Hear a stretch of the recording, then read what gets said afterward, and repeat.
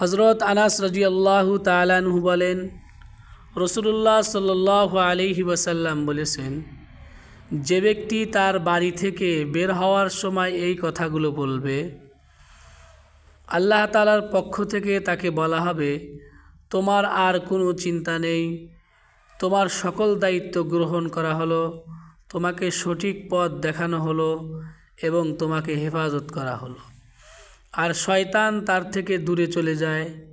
অন্য বর্ণনা আছে, এক শয়তান অন্য শয়তানের সাথে সাক্ষাৎ করে বলে, সে ব্যক্তির দায়িত্ব গ্রহণ করা হয়েছে, হেফাজত করা হয়েছে এবং পথ দেখানো হয়েছে, কিভাবে আমরা তার ক্ষতি করতে পারি। দোয়াটি হলো, বিসমিল্লাহি তাওয়াক্কালতু আলাল্লাহ লা হাওলা ওয়ালা কুওয়াতা ইল্লা বিল্লাহ।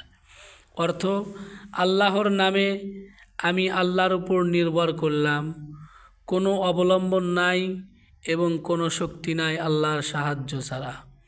এই ছোট্ট একটি দোয়া যদি আমরা পড়ি, আমাদের জন্য এতগুলো ফায়দা আমাদের জন্য আল্লাহ পাক রেখে দিয়েছেন।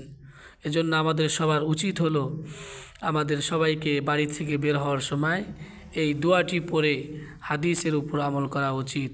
হাদিস নাম্বার আবু দাউদ শরীফ 5095 নম্বর হাদিস।